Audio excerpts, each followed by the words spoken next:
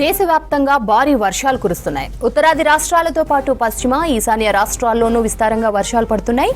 భారీ వర్షాలు, వరదలతో గుజరాత్ రాష్ట్రం అతలాకుతలమైంది. వరదలో చిక్కుకున్న 27,000 మందిని రిలీఫ్ సెంటర్లకు తరలించారు అధికారులు. వర్షాలు, వరదలతో ఇప్పటి వరకు 27 మంది చనిపోయారు. గుజరాత్ సీఎం భూపేంద్ర పటేల్ గాంధీనగర్లోని రాష్ట్ర ఎమర్జెన్సీ ఆపరేషన్ సెంటర్ను సందర్శించారు. జిల్లా కలెక్టర్లతో వీడియో కాన్ఫరెన్స్ నిర్వహించారు.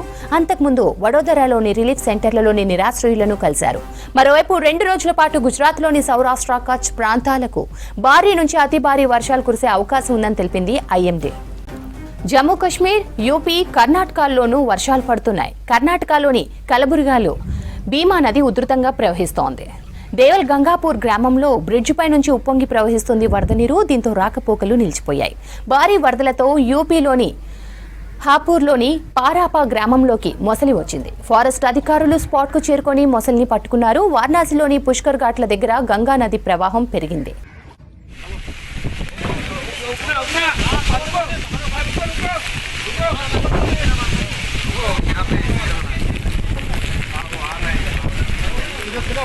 దేశవ్యాప్తంగా భారీ వర్షాలు కురుస్తున్నాయి. ఉత్తరాది రాష్ట్రాలతో పాటు పశ్చిమ, ఈశాన్య రాష్ట్రాల్లోనూ విస్తారంగా వర్షాలు పడుతున్నాయి.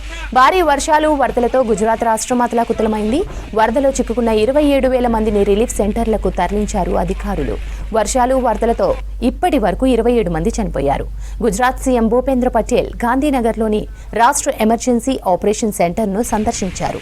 జిల్లా కలెక్టర్లతో వీడియో కాన్ఫరెన్స్ నిర్వహించారు. అంతకుముందు వడోదరాలోని రిలీఫ్ సెంటర్లలోని నిరాశ్రయులను కలిశారు.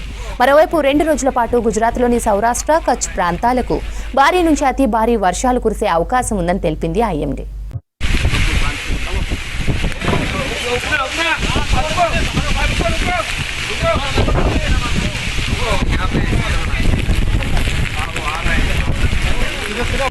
జమ్మూ కశ్మీర్, యూపీ, కర్ణాటకల్లోనూ వర్షాలు పడుతున్నాయి. కర్ణాటకలోని కలబుర్గిలో భీమా నది ఉధృతంగా ప్రవహిస్తోంది. దేవల్ గంగాపూర్ గ్రామంలో బ్రిడ్జిపై నుంచి వరద నీరు ఉప్పొంగి ప్రవహిస్తోంది. దీంతో రాకపోకలు నిలిచిపోయాయి.